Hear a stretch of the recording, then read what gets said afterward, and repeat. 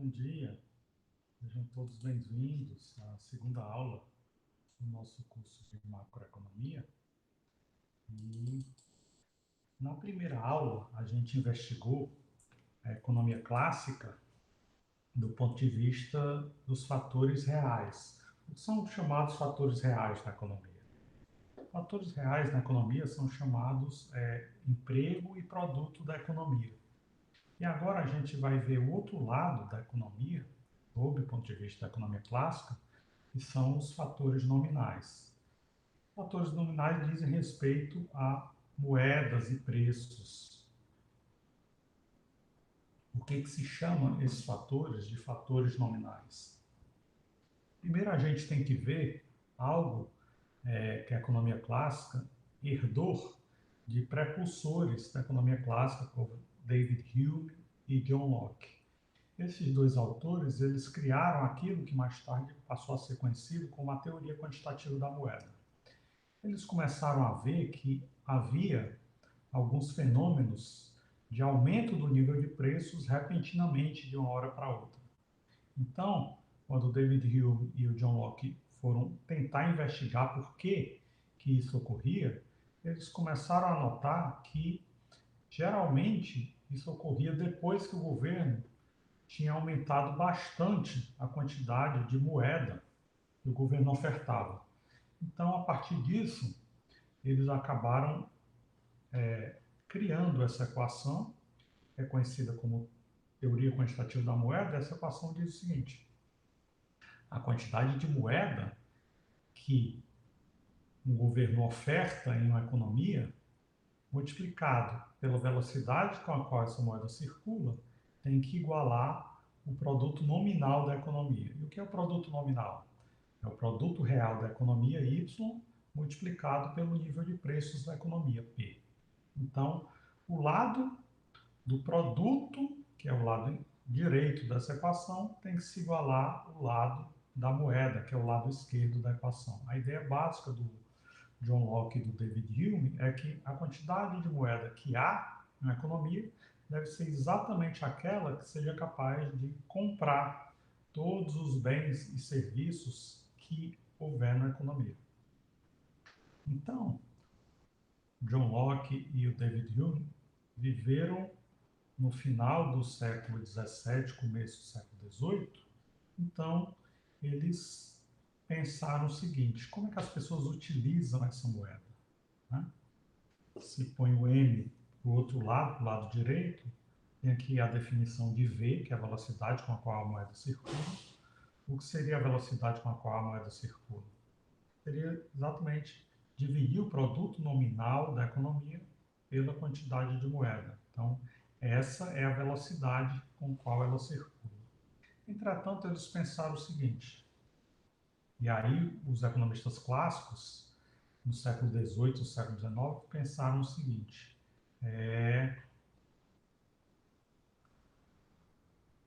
será que as pessoas mudam muito a forma como utilizam a moeda?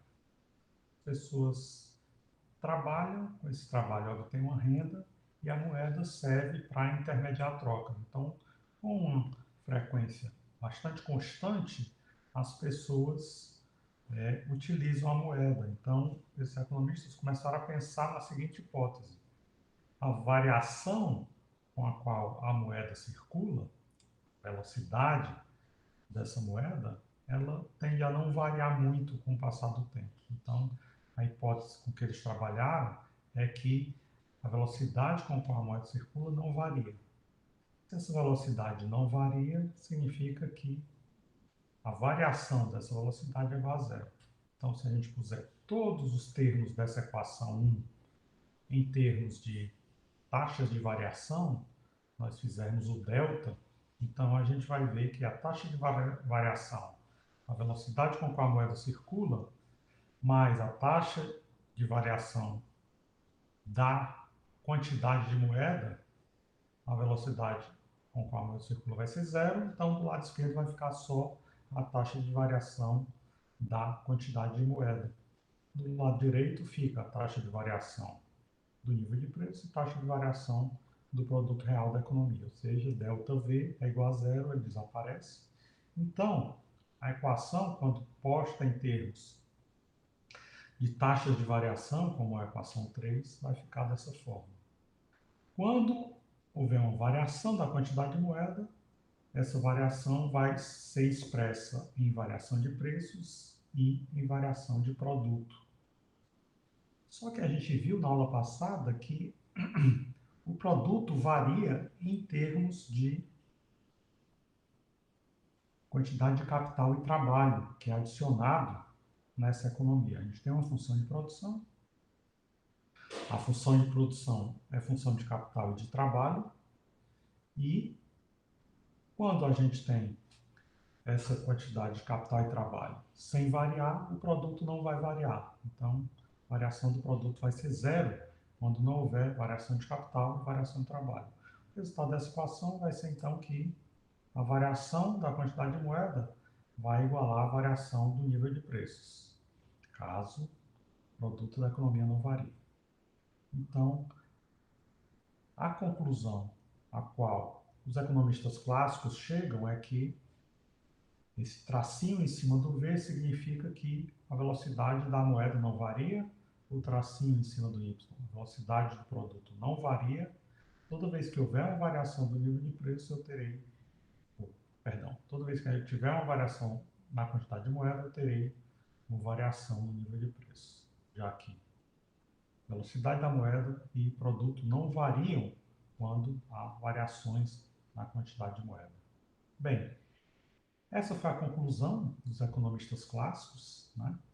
Como a gente viu na aula passada, a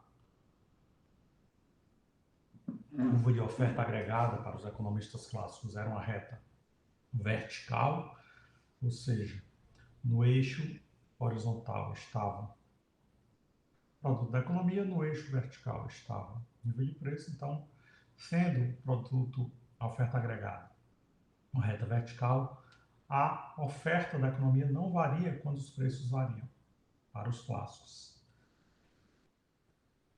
Então, acaba o século XIX, começa o século XX, e no começo do século XX, um economista americano chamado Irving Fisher, ele pensa o seguinte: dados sobre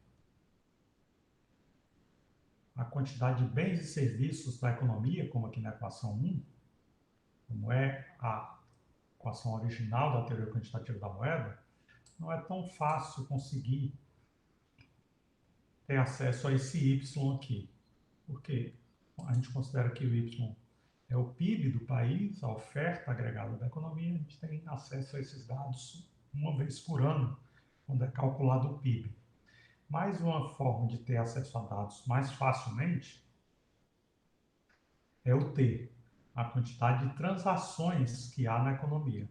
Ou seja, toda vez que há uma venda do produto, essa venda é contabilizada nos livros contábeis da empresa. Então, toda vez que a empresa compra ou vende o produto, é possível calcular as transações, porque é mais facilmente contabilizado tudo isso. Então, o Irving Fisher, ele achou que fosse interessante substituir na equação da teoria quantitativa da moeda o Y pelo T. A quantidade de transações que há na economia ser proporcional à quantidade de produto que há em uma economia. Então, o Irving Fisher achou que poderia reformar a teoria quantitativa da moeda, que ficou conhecida como teoria quantitativa da moeda de Fisher, de forma a pensar em substituir produto real da economia pela quantidade de transações que eram feitas com bens e serviços finais, ou seja, espelhando os produtos, espelhando o produto final da economia que era feito em um ano. Do outro lado do Atlântico, onde também havia vários economistas que trabalhavam essa questão da teoria monetária, na Universidade de Cambridge, famosa universidade britânica, havia dois economistas que foram professores do Keynes, o Arthur Pigou, que já tinha feito uma crítica da lei de Sé, quando ele diz: moeda mantida na mão não gera renda, que é uma forma de criticar aquela noção da lei de Serre que diz que quando um produto é fabricado, todo o processo de geração de renda na fabricação desse produto é capaz de comprar toda a produção. Então, a lei de Serre afirma isso e uma série de economistas começava a contestar a lei de Serre. Um deles foi o Pigou, dizendo que a moeda mantida na mão não gerava renda. Se as pessoas pegassem essa renda que tinha sido gerada pela produção e não utilizassem esses recursos ou para poupar ou para consumir, se as pessoas só entesourassem esses recursos, isso não gerava o processo de criação de renda. E aí, com isso, Alfred Marshall, que era outro economista da Universidade de Cambridge, cunhou essa versão da teoria quantitativa da moeda, onde ele pôs o seguinte: MD, que é a demanda por moeda, vai ser igual a K, que multiplica P, que multiplica Y. O que a gente tem de diferente da teoria quantitativa da moeda tradicional? Basicamente, o Marshall pegou o V, que estava multiplicando o M do lado esquerdo, e pôs para o lado direito sob uma nova forma, na forma de K. Né? Então, a gente poderia dizer que o Marshall transformou o K como sendo 1 sobre V. E o MD, que é a demanda por moeda, vai igualar o M, que é a oferta de moeda, da equação 1. Certo? Muito bem. Basicamente porque quando o sistema monetário está em equilíbrio, MD, que é a demanda por moeda, tem que igualar a oferta de moeda M. Como foi que ele chamou esse K? Ele disse que fazia sentido pôr o K para o lado direito, porque o K seria a proporção da renda que as pessoas têm e vai ser mantida na forma de moeda. Ou seja, basicamente o que o Marshall disse? Todos os meses as pessoas recebem seu salário, põem o salário no bolso, uma parte desse salário fica sendo mantido na forma de moeda, outra parte do salário é empregada de outra forma, comprando títulos, ou a pessoa põe o dinheiro no banco e o banco é que fica com essa moeda. Então a ideia básica é que o K seria a proporção da renda que a pessoa mantém na forma de moeda. E aí, quando a gente tem essa igualdade entre oferta de moeda e demanda por moeda, a gente tem essa equação aqui, que é outra forma de dizer a equação 8, a teoria quantitativa da moeda. A gente pode considerar que K é 1 sobre V ou que V é 1 sobre K. Aí pode pôr a equação para um lado ou para o outro, para mostrar que, no final das contas, a interpretação de Marshall é equivalente à teoria quantitativa da moeda, ou seja, 7 é igual a 8, com essas transformações. Mas o mais interessante é saber o seguinte: os clássicos trabalhavam com a ideia de que a oferta de moeda, a oferta do produto, ou seja, a oferta agregada, não poderia ser influenciada por fatores nominais. Então, para isso, a gente tem que ver como funciona a curva de demanda agregada dos clássicos e depois comparar isso com a curva de oferta dos clássicos.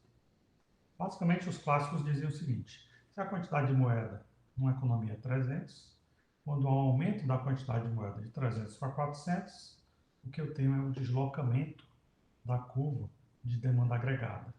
A curva de demanda agregada no plano YP é uma curva negativamente inclinada. O que significa isso? Isso significa que a relação entre preços e produto da economia é negativa. Né? Se eu tenho aqui um nível de preços de 200, que talvez seja equivalente aqui a 6, nível de preço 6 equivalente ao nível de produto de 200, então eu tenho aqui nessa curva, onde a quantidade de moeda é 300, eu tenho aqui esse ponto como ponto de equilíbrio. Só ver se eu mudo um pouquinho a visualização.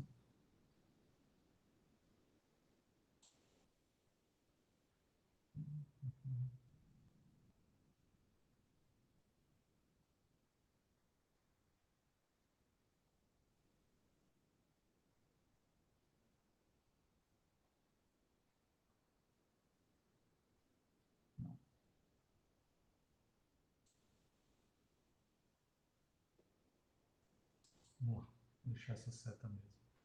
Então, se eu tenho aqui o nível de preço 6 e o nível de produto 200, o que acontece quando o governo aumenta a oferta de moeda de 300 para 400?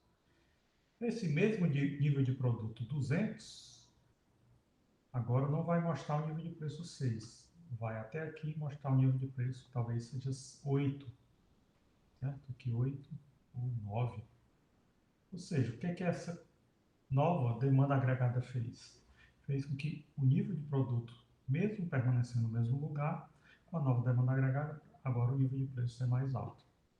Era exatamente isso que os clássicos imaginavam. Ou seja, os clássicos imaginavam que o produto ele só varia em função de variações de capital e trabalho, e aqui, quando a quantidade de moeda fosse M1, a demanda agregada era essa, igualando demanda com oferta, eu estaria no nível de preços P1. E aí, se de repente houvesse um aumento da oferta de moeda de M1 para M2, M2 significa que eu teria uma nova demanda agregada para cima e para a direita.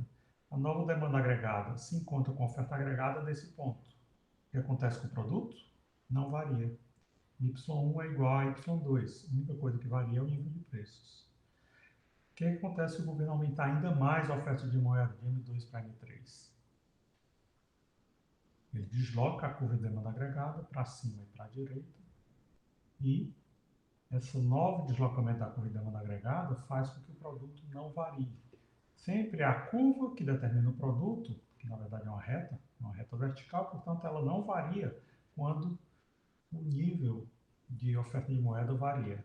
A oferta de moeda está variando aqui bem significativamente, isso joga a curva de demanda agregada sempre para cima e para a direita, mas o produto não varia. Y1 é igual a Y2, que é igual a Y3. O que é que está variando aqui? Só o nível de preços, que sobe agora para P3, que é onde a nova curva de demanda agregada se encontra com a velha curva de oferta agregada.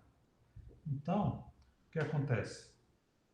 O que acontece é que, para os clássicos, nenhum fator monetário, como oferta de moeda ou nível de preços, é capaz de afetar a curva de oferta agregada. Ou seja, como é que a oferta agregada da economia, ou seja, como é que o produto da economia vai variar? Vai variar apenas em função da quantidade de capital e a quantidade de trabalho. Ofertar mais moeda não gera maior quantidade de capital e de trabalho, só resulta em aumento do nível de preços. Então, essa é a ideia dos clássicos, e para que os clássicos aprofundem um pouco mais a questão de sua teoria monetária, eles precisam pegar essa curva de demanda agregada, que é negativamente inclinada, e trabalhar com as variáveis que fazem parte da demanda agregada. Então, os clássicos pegavam essa demanda agregada e pensavam: qual é a demanda da economia? A economia tem pessoas e tem empresas. E aqui, ao introduzir o G, a economia também tem governo. Então, a demanda da economia é a demanda das famílias, que eu vou chamar de consumo, que é a letra C, é a demanda das empresas, que eu vou chamar de demanda por investimento, a letra I, e é o consumo do governo, demanda do governo ou consumo do governo, que também é chamado de gastos do governo, a letra G. Então, somando todos esses atores da economia, pessoas, empresas e governo, a gente tem a demanda total da economia. YD é a demanda agregada da economia. Se eu pegar o Y e puser para a esquerda e deixar tudo mais da direita, o que é que eu tenho? Eu tenho aqui os recursos necessários para investimento serão a demanda da economia depois que as famílias tiverem consumido e depois que o governo tiver consumido, através dos seus gastos. Só que, como é que se pode demandar investimentos? Então, a demanda por investimentos, ela tem que se igualar a alguma coisa que é considerada uma identidade contábil. O que é S, a poupança? Poupança é aquilo da renda das pessoas que sobra depois que as pessoas consomem e pagam impostos. Então, a gente tem algo bem pitoresco aqui, né? É o quê? YD, CC e GIY. O que é esse GY não, GT, perdão. O que é esse G e esse T, esse G da equação 9 e esse T da equação 10 estão fazendo? O G são os gastos do governo, aquilo que o governo consome. E o T é a arrecadação de impostos do governo. Ou seja, pessoas têm uma renda e elas usam essa renda para consumir, mas elas têm que pagar impostos também. Então, o que sobra da renda, depois de elas terem consumido e pagado impostos, é a poupança das pessoas. O que acontece se aqui na equação 11 o governo tiver um orçamento equilibrado? Ou seja, o governo só gasta com consumo aquilo que ele arrecadou. Se o governo gasta com consumo aquilo que ele arrecadou, então o que é que eu vou fazer? Pego essa equação aqui da demanda e ponho nessas duas vertentes. A vertente do I e a vertente do S. Igualo as duas demandas agregadas. Demanda agregada sob o ponto de vista do investimento, que é aqui do lado direito, sob o ponto de vista da poupança, que é aqui do lado esquerdo. Então, YD corta com YD, C corta com C, e se T for igual a G, significa que tudo é equivalente, né? Eu tenho essa igualdade. O que é que significa essa igualdade? Essa igualdade significa uma identidade contábil que a gente chama de poupança igual a investimento. Ou seja, a identidade contábil poupança igual a investimento significa que tudo aquilo que for poupado pelas famílias vai ser investido pelas empresas. Isso é feito por quê? Via o sistema financeiro, né? As famílias poupam, põem o dinheiro da sua poupança no sistema financeiro, o sistema financeiro desloca essa poupança para as empresas investirem. Os economistas chamam essa identidade contábil, que é a equação 13, eles chamam a poupança de oferta de fundos emprestáveis. A gente pode dividir a poupança da sociedade em poupança privada e poupança do governo. O que seria a poupança privada? A poupança privada seria isso aqui, né? Aquilo que as pessoas poupam. As pessoas têm uma renda, utilizam parte da renda para consumir e para pagar impostos. O que sobrar é a poupança privada. E o que seria a poupança do governo? A poupança do governo ocorreria quando eu investigasse essa relação entre a arrecadação de impostos e gastos do governo. Se a arrecadação de impostos for maior do que os gastos do governo, o governo tem uma poupança positiva. Se a arrecadação de impostos for menor do que a poupança, do que os gastos do governo, o governo tem uma poupança negativa. O que seria a poupança negativa? A gente chama de déficit público. Certo? Então, a demanda dos fundos emprestáveis seria isso aqui. I mais G menos T. E qual seria a oferta dos fundos emprestáveis? Poupança. Né? Se a poupança do governo for zero, ou seja, se o governo gastar rigorosamente tudo aquilo que arrecada, a poupança do governo for zero, então S é igual a I. Entretanto, pode ser que o governo tenha déficit ou tenha superávit. Se ele tiver déficit ou superávit, o S vai ser diferente de I, como mostra a equação 14. Muito bem. Então, a gente puser isso tudo no gráfico, a equação 14, a gente vai ter o quê?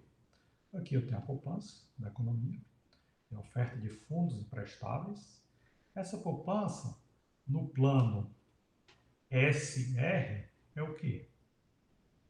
Essa poupança tem a característica de ter uma relação com a taxa de juros. Quanto maior for a taxa de juros, mais as pessoas desejarão poupar. Por quê? As pessoas pensam o seguinte: eu tenho uma renda, posso utilizar essa renda para consumir ou para poupar. Eu vou usar a maior parte possível da minha renda para consumir, porque consumo gera bem-estar. Entretanto, se a taxa de juros sobe, eu posso abrir mão de uma parte do consumo hoje para poupar. Essa poupança vai ser remunerada pela taxa de juros e aí no futuro eu vou poder consumir mais do que eu consumiria hoje, por causa dessa remuneração da poupança. Então, em função disso, quando a taxa de juros sobe, as pessoas tendem a poupar mais. Quando a taxa de juros cai, as pessoas tendem a poupar menos. Ou seja, a taxa de juros mostra um custo de oportunidade entre consumir hoje e consumir no futuro. Se a taxa de juros cai muito, o custo de consumir no futuro aumenta demais.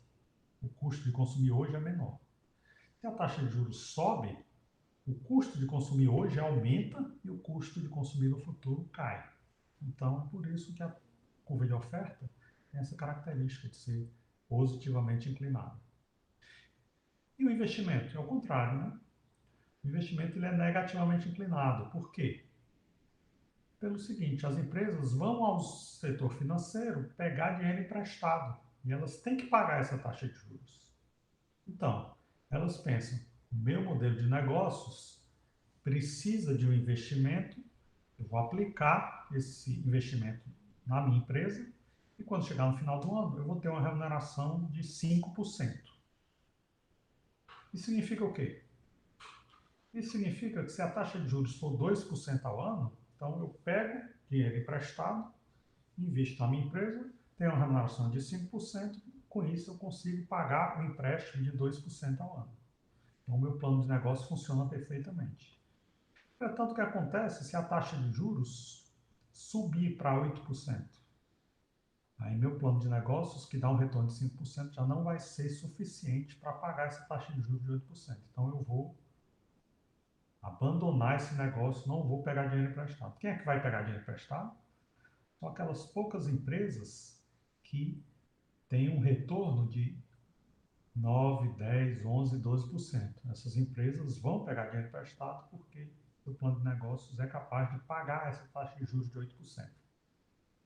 Mas de repente a taxa de juros cai para 3%. O que acontece?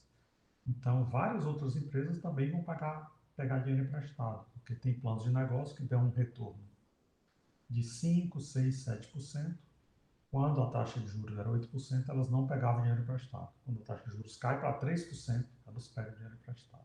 Por isso que a curva de investimento privado ela é negativamente inclinada com relação à taxa de juros. Quando a taxa de juros cai, mais empresas se dispõem a pegar dinheiro emprestado. Quando a taxa de juros sobe, menos empresas se dispõem a pegar dinheiro emprestado. Então, a curva de investimento é negativamente inclinada, a curva de poupança é positivamente inclinada. Quando a gente iguala poupança a investimento, a gente tem isso aqui. A gente tem um ponto onde S é igual a I, que é bem aqui, e a taxa de juros de equilíbrio é uma taxa de juros abaixo de R0. Mas aí, de repente, o governo que estava com o orçamento equilibrado, ela pode pensar o seguinte: o governo vai produzir déficit público, ou seja, eu vou ter um gasto acima dos tributos. O governo arrecada, mas gasta mais do que arrecada. Isso significa o quê? Isso significa que a demanda por fundo de empréstimos vai aumentar. Não são só as empresas privadas que vão demandar essa poupança das famílias. O governo também vai ter que pegar dinheiro dos mercados financeiros para cobrir esse déficit. Quando isso ocorre, essa curva de demanda por fundos de empréstimos não utiliza apenas o investimento, vai ser o investimento mais o déficit do governo. Isso significa que essa curva se desloca para cima e para a direita, e ao igualar a curva de poupança, a taxa de juros sobe para R0 e a igualdade entre S e I é adicionada do déficit público, cresce para cá. Né? Então, esse ponto de equilíbrio, que era o ponto de equilíbrio de taxa de juros e igualdade entre poupança e investimento, quando o governo tinha um orçamento equilibrado, se modifica para cima e para a esquerda, com a taxa de juros mais alta e igualdade entre poupança, investimento e déficit público mais para a direita, certo? Para cima e para a direita, perdão. Então, esse é o equilíbrio com déficit e sem déficit, né? Só que outras coisas podem ocorrer na economia, como, por exemplo, as empresas, de uma hora para outra, podem diminuir o investimento. A pandemia talvez seja um bom exemplo para mostrar uma queda repentina da demanda por investimento. De uma hora para outra, as empresas tiveram que fechar, porque não pode mais haver mobilidade. Os trabalhadores foram demitidos, porque não podem mais ir trabalhar nas empresas. Poucos ficaram em home office, né? Alguns ficaram em home office, mas uma parte dos trabalhadores foi demitida. Com isso, as empresas vão demandar menos recursos para investir, já que o investimento está caindo. Então, há uma queda do investimento. Antes da pandemia eu tinha esse investimento I0, depois da pandemia eu passei a ter esse investimento I1. O que acontece quando eu tenho a queda do I0 para o I1? Antes eu tinha esse equilíbrio, S0 é igual a I0, com essa taxa de juros R0. Com a queda do investimento, o que é que vai acontecer? Se a taxa de juros permanecer em R0, isso significa que a igualdade entre poupança e investimento teria que ser aqui, nesse patamar. Só que, nesse patamar, o que acontece? O investimento ia cair demais para cá. Só que a taxa de juros em R0 ia manter a poupança no mesmo lugar. Sempre lembrando que poupança é função da taxa de juros. A gente teria a poupança nesse mesmo canto, mas um investimento muito menor. Ia haver uma desigualdade entre poupança e investimento. Para que essa desigualdade não seja algo permanente, o que acontece nesse ponto aqui? Nesse ponto aqui, eu estou em cima da nova curva de investimento, já que a demanda por investimento caiu, mas esse ponto não é um ponto de equilíbrio, por quê? Porque eu não estou em cima da curva de poupança. Minha poupança está aqui. Então, como esse ponto, em cima de R0, em cima da nova I1, não é um ponto de equilíbrio, tem que haver o quê? Tem que haver um deslocamento para um ponto de equilíbrio. Que ponto de equilíbrio a gente vai achar? Esse novo ponto de equilíbrio aqui, onde eu estou em cima da minha velha curva de poupança e da minha nova curva de investimento. O que é que esse ponto de equilíbrio me diz? Me diz que a minha igualdade se dá no outro patamar.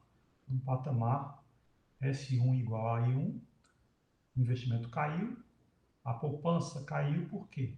Porque o que equilibra tudo isso é essa nova taxa de juros R1. Como a poupança é função da taxa de juros, há um deslocamento da poupança daqui para cá.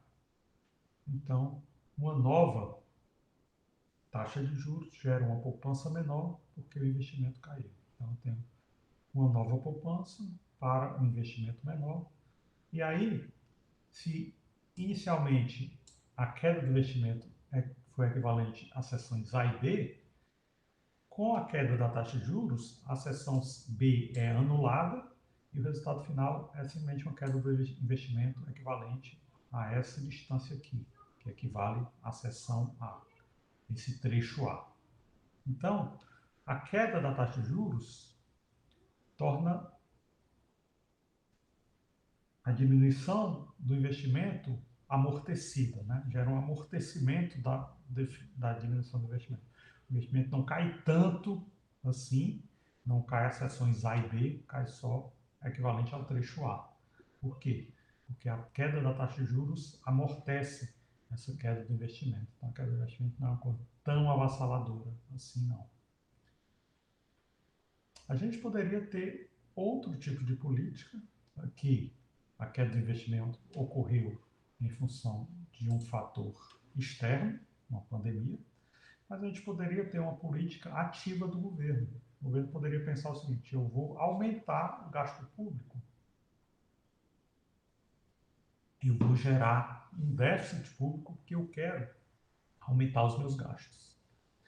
Então, o governo deliberadamente pensa em aumentar os gastos públicos acima dos impostos, que ele pensa, bem, se houver uma pandemia, eu preciso gerar renda para a população. Então, ele aumenta. O governo aumenta os gastos. O aumento dos gastos equivale a esses dois trechos, B e A. Então, inicialmente eu tenho o quê? Inicialmente eu tenho esse investimento e tenho essa poupança.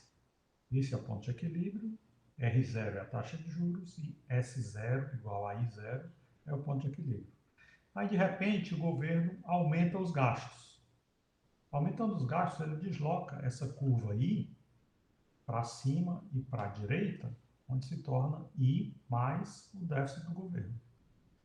Então, para eu ter um novo equilíbrio, eu vou ter um novo equilíbrio nesse ponto F. O equilíbrio inicial era no ponto E, agora eu tenho um novo equilíbrio no ponto F. O que significa esse novo equilíbrio no ponto F? Eu estou em cima da minha velha curva de poupança, em cima da minha nova curva de investimento mais déficit do governo. No ponto F, a poupança S1 é bem maior do que a poupança S0, só que o investimento I acaba sendo menor do que I0. Por quê? O que a curva do investimento está me dizendo? A essa taxa de juros, R1, o investimento vai cair para I1. Só que o investimento vai cair para I1, mas esse ponto aqui não é um ponto de equilíbrio. Qual é o ponto de equilíbrio? É o ponto F. Por quê? Porque esses trechos B mais A vão corresponder ao tamanho do déficit público. Então, o governo, ao aumentar os gastos, ele eleva a taxa de juros. Essa elevação da taxa de juros significa o quê? Porque haverá muito mais demanda por recursos agora do que antes. Essas demandas por recursos, para igualar a oferta de poupança, o que ajusta tudo é a taxa de juros. Então, a taxa de juros teve que aumentar para igualar poupança a investimento mais déficit do governo. Essa igualdade ocorre no ponto F, mas no ponto F o investimento vai ser apenas I1, o investimento I1 é menor do que I0, então houve um processo de queda do investimento privado, e as seções A e B equivalem ao déficit público. Então, esse efeito é chamado de efeito de deslocamento. O que é o efeito de deslocamento? É o fato de que a taxa de juros vão subir, gerando esse deslocamento da seção B. O gasto do governo equivale a A mais B. Então, A mais B menos B, o resultado final é A. Ou seja, A é esse trecho aqui, de S0 para S1. Só que o investimento foi o quê? De I0 para I1 caiu, equivalente ao trecho B, e o déficit do governo equivale aos trechos A mais B. Então, a ideia básica é que a gente tem um deslocamento do investimento. É retirado o investimento privado da economia e o governo aumenta os seus gastos, ou seja, os gastos cobrem o investimento privado que foi retirado da economia e ainda põe alguma coisa a mais na economia, que é o deslocamento dessa curva, I mais G menos T, que se desloca para. Então, esse efeito de deslocamento é chamado em inglês de crowding out, significa o quê? Dispersar a multidão. Né? Que multidão é essa? É a multidão de investimento privado que é dispersada. Ou seja, pessoas que antes investiam deixam de investir porque tudo isso é tomado pelo déficit do governo que aumentou os gastos públicos. Quais são as consequências? A taxa de juros aumenta, o nível de investimento privado cai e o consumo privado também vai cair, porque vai aumentar o consumo público, são os gastos do governo. Muito bem. Esse é o resultado do aumento do déficit público. Né? Isso mexe todas essas variáveis. A gente também pode investigar um tipo de política, que é a política de impostos. Os governos cobram impostos e a gente já viu lá em cima que os impostos afetam a demanda. Né? Como os impostos afetam a demanda? Os impostos afetam a demanda dessa forma. Né? Quanto mais impostos forem cobrados, menos as pessoas vão consumir ou menos as pessoas vão poupar. Ou os dois, né? As pessoas deixam de consumir e poupar ao mesmo tempo, dado uma grande cobrança de impostos. Aqui está se fazendo o contrário. Como o imposto tem um sinal negativo, se eu diminuo os impostos, significa o quê? Aumento de consumo ou aumento de poupança, ou os dois. Então, nesse exemplo, a gente vai estudar isso.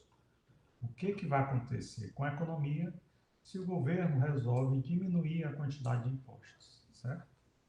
O governo tributava as pessoas em 40% de sua renda, e agora o governo vai tributar só em 20% de sua renda. Isso significa o quê? Isso significa que as pessoas tinham a renda e usavam essa renda para consumo. Uma parte desse consumo é explicado por essa variável A, que é o consumo autônomo. O que é A? A é o consumo que não depende da renda. Ou seja, se a renda for zero, y igual a zero, então BY é zero, BT é positivo. Mas o consumo vai depender o quê?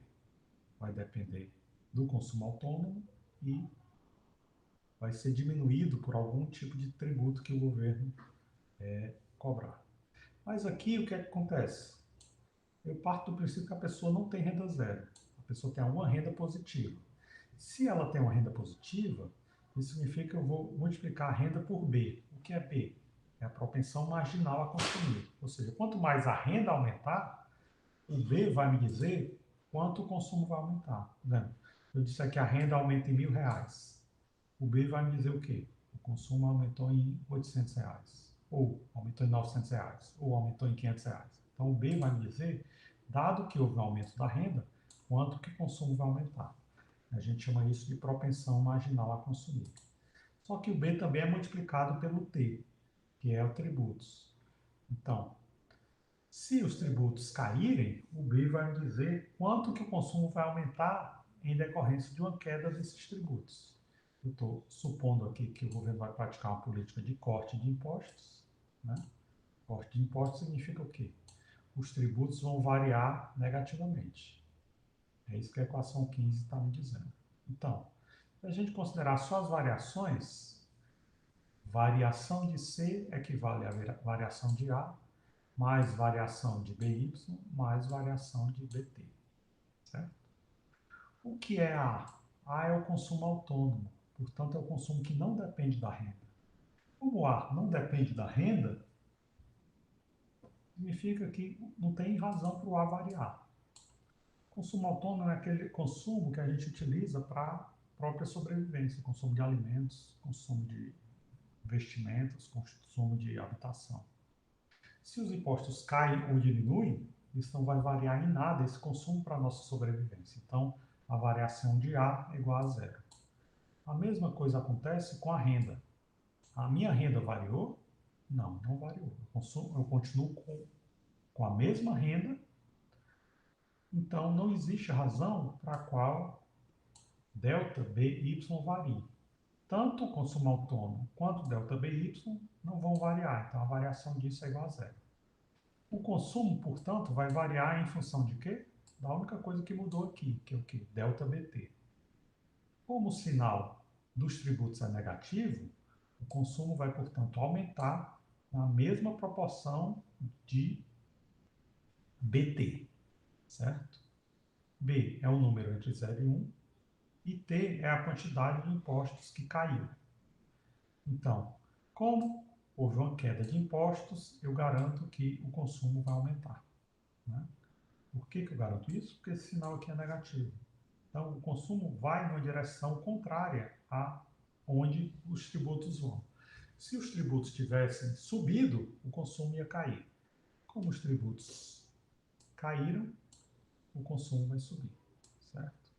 Essa é a primeira conclusão que a gente tira do fato de que houve uma queda de impostos, que é o quê? O consumo subiu. Qual a segunda coisa que a gente pode investigar? A segunda coisa que a gente pode investigar é o investimento da economia. O investimento é, primeiro, função do investimento autônomo, que eu estou chamando de D, de dado, e segundo, do investimento que depende da taxa de juros. Aqui tem um erro, estou chamando taxa de juros de N, mas geralmente taxa de juros a gente chama de R, certo? É só um erro, que eu escrevi N no lugar de R. Mas já já eu vou consertar esse erro. Bem, caso o governo passe a ter déficit público, por que o governo vai ter déficit público? Porque ele diminuiu os tributos. Gastos do governo não foram alterados, diminuiu os tributos, então ele passa a ter déficit. Quando o governo passa a ter déficit, o que a gente viu aqui em cima? A taxa de juros tem que subir, né? Para equilibrar a oferta de fundos emprestáveis à demanda por fundos emprestáveis. Então, a taxa de juros tem que subir para equilibrar a oferta com demanda. Taxa de juros subindo, aqui, perdão pelo erro, não é delta N, é delta R. Delta R ou delta N aqui vai ser maior do que zero, ou seja, a taxa de juros tem que subir. E delta D, o que é D? É um investimento que não depende da taxa de juros. Esse não vai se alterar.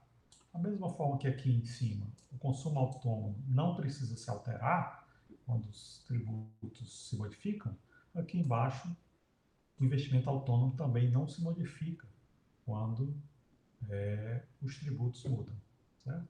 Tanto delta D quanto delta A não se alteram. O que significa que a alteração do investimento vai ser função do efeito da taxa de juros. Quem é que vai me dizer esse efeito? É essa variável E. O que essa variável é? Algum número entre 0 e 1, certo? Então, é o E que vai me dizer, dado que eu tive uma alteração na taxa de juros, qual é o efeito disso sobre o investimento. O que é que eu tenho? A taxa de juros aumentou, não foi? Qual é a relação de investimento com taxa de juros? É a relação negativa. Se a taxa de juros aumentou, então o investimento vai cair. Então o investimento vai cair porque a relação entre taxa de juros e investimento é negativa. O investimento vai ser menor do que zero. O investimento vai ser menor do que zero e eu sei que o consumo foi maior do que zero. Então, o que é que vai acontecer? O aumento do consumo vai ser rigorosamente igual à queda do investimento. Se houvesse igualdade, aquilo que as pessoas aumentaram em consumo vai equivaler àquilo que as pessoas diminuíram o investimento, significa que não houve variação do produto. Por quê? O que é o produto?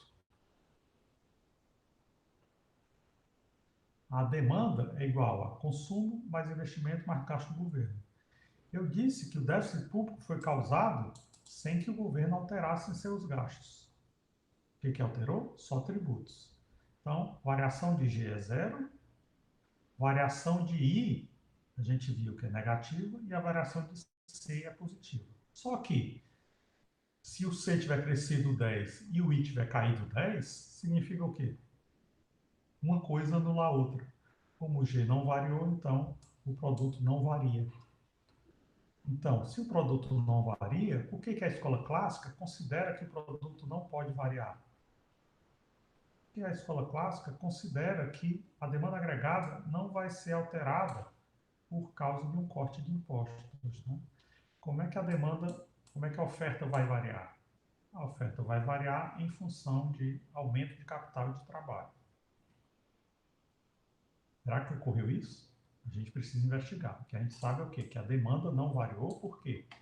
Porque o consumo cresceu na mesma proporção da queda do investimento. E os gastos do governo não se alteraram. Então, a gente sabe que a demanda não se alterou. Agora a gente vai tentar descobrir se a oferta se alterou ou não. Vamos ver. Para a gente olhar o lado da oferta, a gente precisa olhar o mercado de trabalho. Mais uma vez, perdão, porque quando eu fui copiar o gráfico original estava errado. O que é que eu tenho? Que eu tenho aqui que os trabalhadores têm essa oferta de trabalho porque eles pagam 40% de impostos. Então, eles ofertam essas horas de trabalho. No ponto a oferta de mão de obra se iguala à demanda por mão de obra. Qual é a demanda por mão de obra? ND. A oferta de mão de obra é NS. A escola clássica, portanto, via essa como a igualdade no ponto A, o salário de equilíbrio era WP0 e o emprego de equilíbrio era N0, certo? Está um pouco fora a linha pontilhada, mas aqui dá para entender, né? Sendo A o ponto de equilíbrio, W sobre P0 é o salário de equilíbrio e N0 é o emprego de equilíbrio. Muito bem, o que foi que aconteceu? Um corte de impostos. Antes as pessoas pagavam 40% de sua renda na forma de impostos. Agora as pessoas vão pagar só 20%. Isso significa o quê?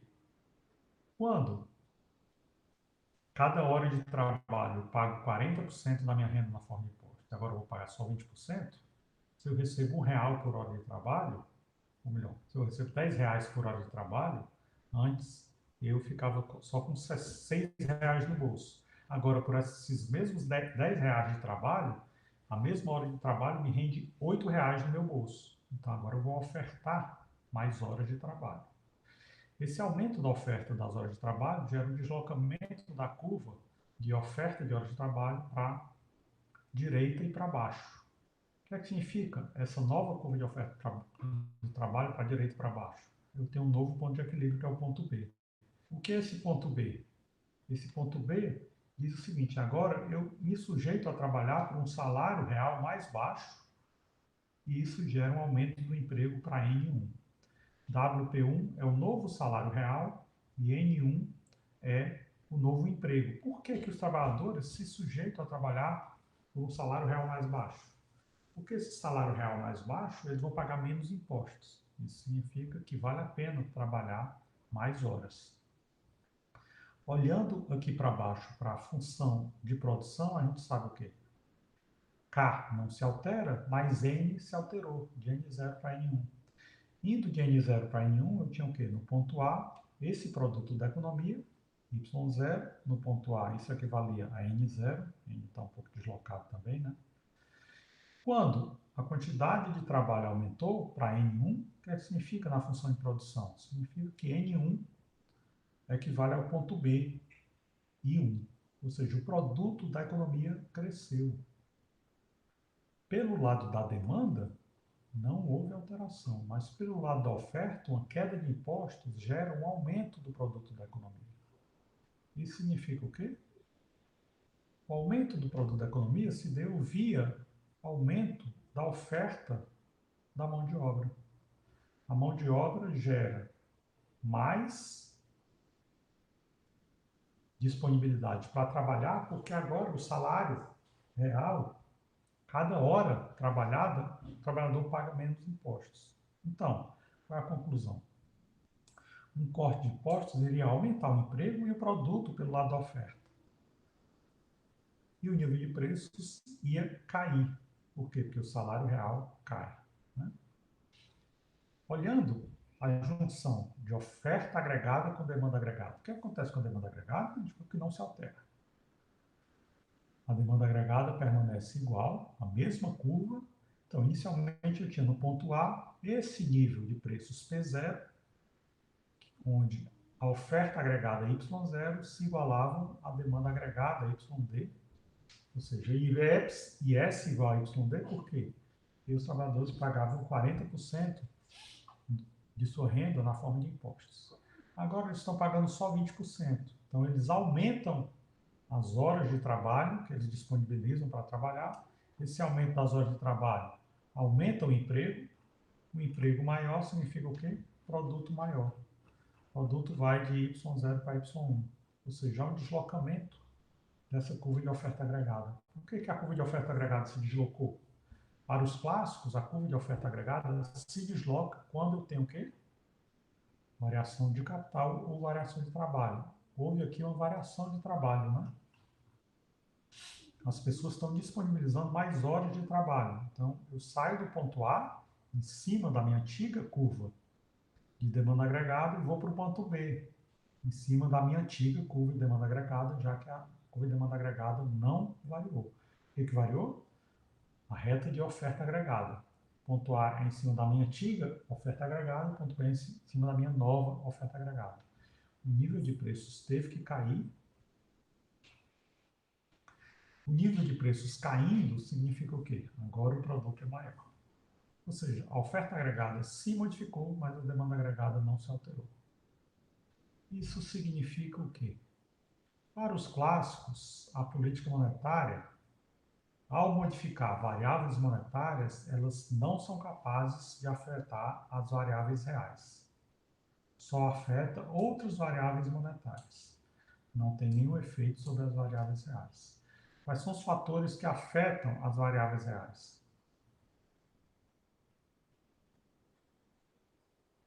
Só fatores reais, né?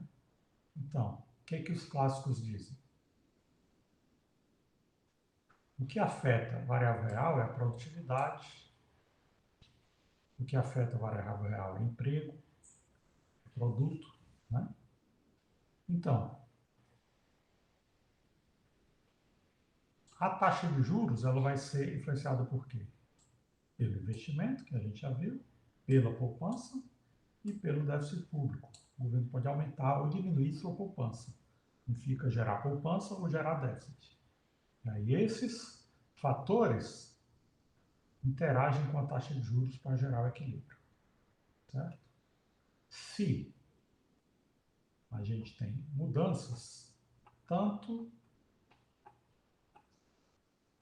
em déficit quanto em investimento, oferta de fundos emprestáveis, demanda por fundos emprestáveis, que é investimento, ou déficit público ou poupança do governo, isso vai alterar a taxa de juros. Alterando a taxa de juros, então, a gente tem aquilo que equilibra a economia, né? A ação da taxa de juros gera a economia na direção do equilíbrio entre fundos emprestáveis, oferta e demanda de fundos emprestáveis. Quais são os fatores que podem influenciar a taxa de juros? Demanda por investimento, poupança, ou déficit público ou poupança do governo. Então, a gente acaba a aula de hoje com essas conclusões, né?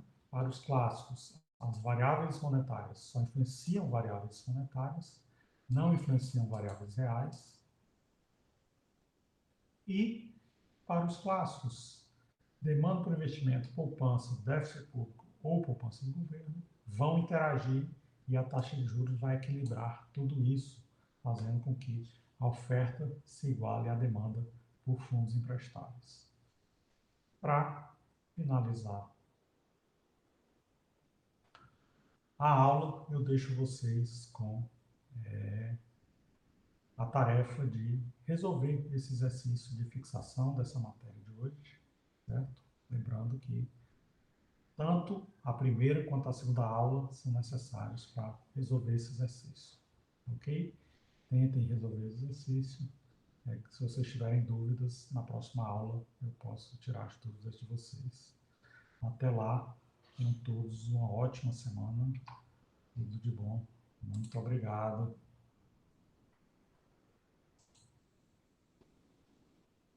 Então, tchau. Tenham todos uma ótima semana. Bom proveito. Tchau.